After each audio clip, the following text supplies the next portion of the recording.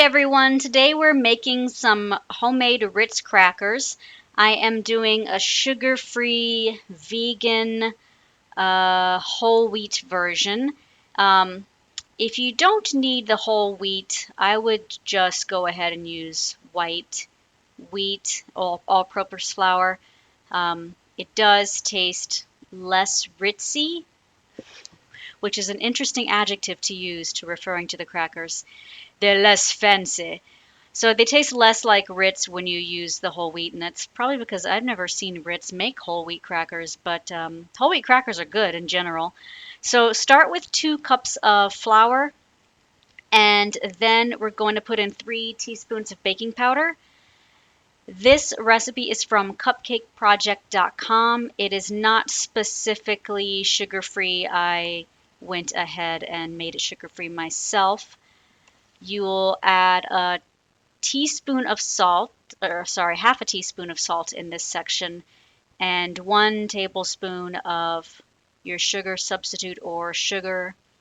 I decided to just go with completely sugar-free because it's not supposed to be sweet. I'm not sure why there's sugar in it at all. I can tell you why there's sugar in it, never mind, because sugar and butter and fat of any sort make food taste better. So things that are mass produced will always have way more of those ingredients than you should be eating. So the recipe says to mix this in a large bowl. I decided to use the stand mixer.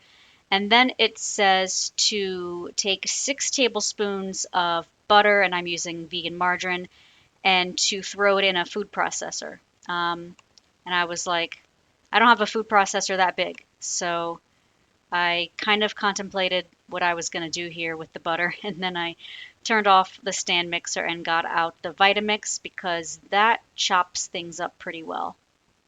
And as I was pouring the dry ingredients in, I was like yelling about how there's no spout on this thing. And my husband was around the corner and he said, "Oh, they make a spout on the expensive one." And I was like, well, poor people deserve a spout too. Every bowl should have a spout. And if you agree with me that every bowl and measuring cup should have a spout, then hit me up in the comments because that's a little bit of a pet peeve of mine.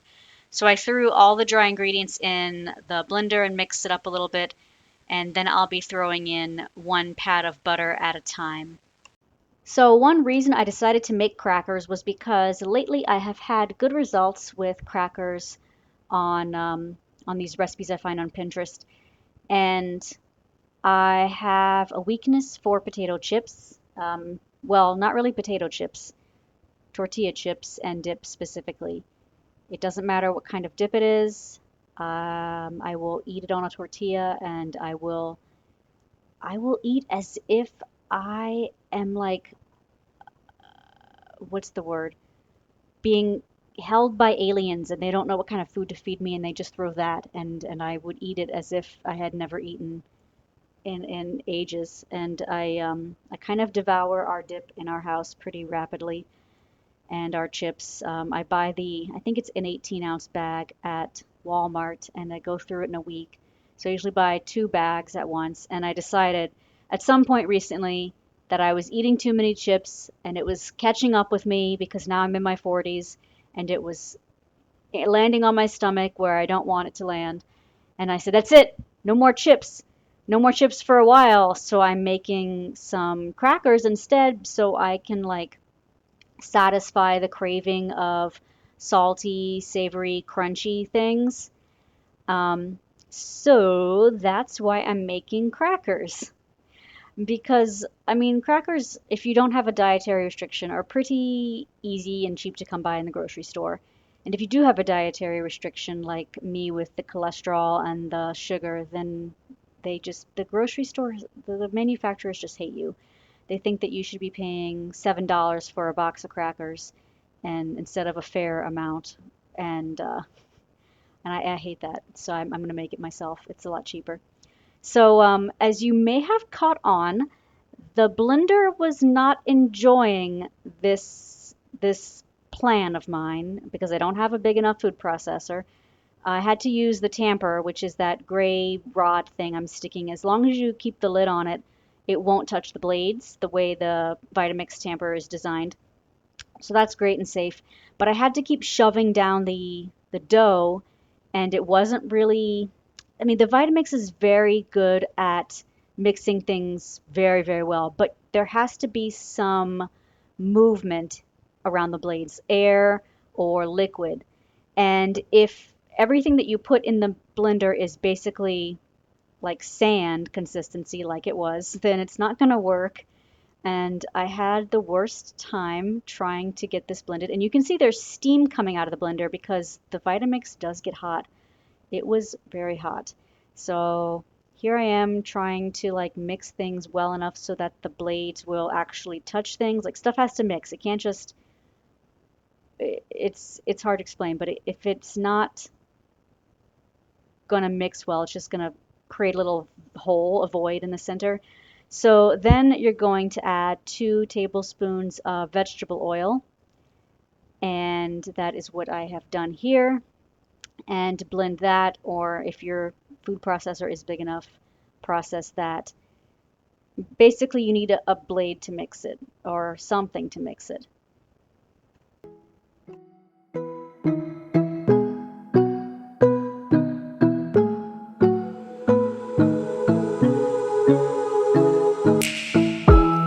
We've been looking in each other's eyes. It's been a long time. Most of this video is me tamping down dry ingredients and hoping that it blends well with the wet ingredients, and then being disappointed that it did not blend well.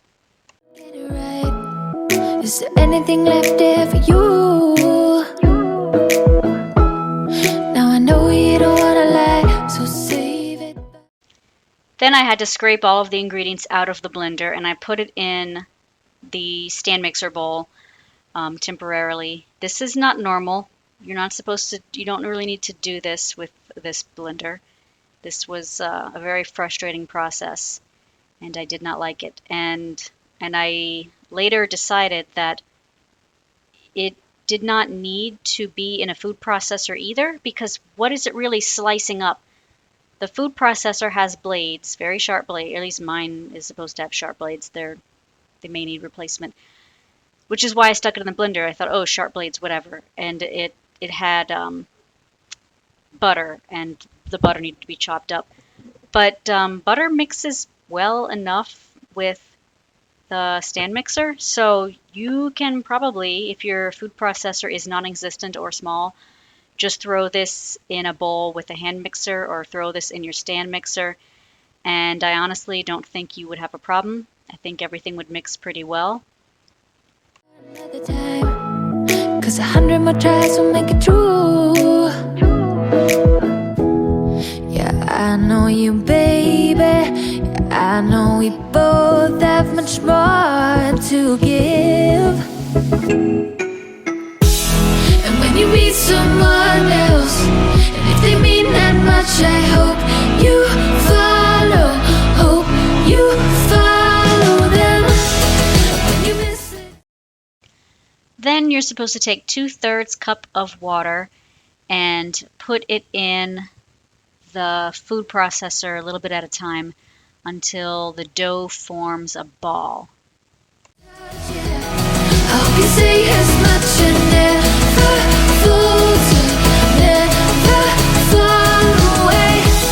'Cause when you love someone that you love so much, don't ever let your heart break. Don't ever let your heart break. I was still not having a great time with that blender. The contents were just too dense, and I tried mixing the dough pretty well with the water. And one of the nice things about this blender is you can leave the top has an opening in it. So if you have the blender running, as long as the stuff isn't touching the top, you can pour new food into it. So I did that with the water and tried to get it to mix pretty well. But it was still quite not blended too well. It was quite dry. Again, when you meet someone else, and if they mean that much, I hope you follow.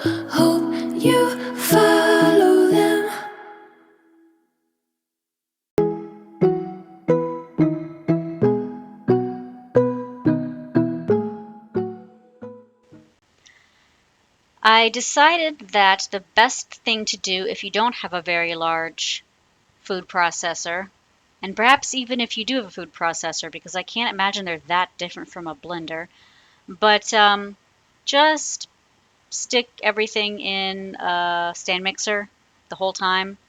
Like if you're making dough, you can make dough with a stand mixer without too much of a problem. So that would be, in my opinion, the best course of action. I ended up with, as you can see, this marbled, discolored um, dough, and this is half the dough. I actually rolled it off camera using 2 pieces of parchment paper. You can sprinkle dough on the counter. I believe that is how the directions say to do it, but I prefer using the parchment paper method. And then I took a cookie cutter that was almost 2 inches big, and I made circles because they're Ritz crackers. You can also buy a Ritz shaped cookie cutter. And my husband saw me doing this and was like, why don't you just make them squares and use the bench scraper to score it, which is usually what I do when I make crackers. And I said, well, they're Ritz. They're supposed to be round. And he kind of rolled his eyes at me. One thing I did when I made this was decide not to worry about the void. If you're liking the video, please like, share, and subscribe. I decided I would just bake those sections between the circles and eat them, the stubs, as is. The recipe also says to poke some holes in the crackers, but I decided to do half the crackers with holes and half with nothing. It made absolutely no difference, perhaps because the crackers were not very big. You only really need to put a hole in something like that to vent it, and that would only be necessary if the edges, if the thing was very large and the edges were, there wasn't as many score marks, I guess, around them. The actual product, finished ingredient or finished food is a lot smaller. So if I were making one giant piece of cracker, I would definitely need to make a bunch of holes in the dough. But for that, it's definitely not necessary. I wouldn't waste your time doing it unless you're trying to like have a party where you make copycat recipes and everyone should like look and see how exact it is. Here's another bit of rolled out dough that is marbled and hideous. It what that didn't really affect the taste at all. It's just not very cute. And I think I would have not had this issue if I had just put everything in the stand mixer where it could have properly blended well. We've been looking in each other's eyes. It's been a long time trying to get it right. Is there anything left there for you? Now I know you don't wanna lie, so save it for another time. 'Cause 100 more tries will make it true. Yeah, I know you, baby. Yeah, I know we both have much more to give. And when you meet someone else, and if they mean that much, I hope. So the recipe says to bake these at 400 degrees for 10 minutes. And I am pretty sure that I baked them at 350 for 10 minutes because I have this issue where if the temperature is at the beginning of the recipe, I will forget what it is. I don't need to preheat my oven for half an hour while I prep the ingredients. That's dumb. You guys need to start putting your time and temperature together at the bottom of the recipe. The recipe also said to melt 3 tablespoons of butter for the top. I did 2 tablespoons of butter because if I had done 3 tablespoons, I would have used a total of 1 stick and 1 tablespoon for the recipe, and I hate that. I don't like having a weird number, a weird quantity of ingredients left over. So I did 2 tablespoons, and it was perfectly fine. And then I did half a teaspoon of salt, which I made a little bit smaller with my mortar and pestle. So the crackers weren't very crackery, so I threw them in for another 3 minutes, and they became more crackery. but they weren't all that crackery even at this point. Um, Go ahead and melt the butter. So there's some brown edges. If you see brown edges, it's supposed to be cooked all the way. Mine still was not cooked all the way. Melt your butter, mix it with the salt, and then spread it over everything. And then let it cool completely on the cookie sheets. I actually left the house for an errand when this was cooling, and I was not super satisfied with how stiff and crunchy the crackers were. Every time I make crackers, it seems like, and this could be my fault because I'm really sure I cooked these at 350 instead of 400. I'm pretty sure that every time I make crackers, it's just not it's not for long enough. It's either not a high enough temperature or it's not for a long enough time. And I after these cool, this is what this looks like. So I ended up the next day throwing them in the oven for 400 degrees at 10 minutes. And then I turned off the oven and left them in there again for about 5 minutes. And then they were crunchy enough. Like crackers need to really break off in your mouth. You need to be able to crunch and hear the crunch. If it feels like a thin cookie and it's soft, then fix your recipe. It's messed up. All these cracker recipes I've been making, the temperature and the time have not been accurate for what I've done. But eventually, it was good. Um, the crackers were so-so until I cooked them a second time, and then they were good. They definitely taste like wheat crackers, not like Ritz, but this is a pretty good recipe, and I think I will make these again, but perhaps with maybe some extra seasoning. I hope you've enjoyed this. Happy eating, everyone.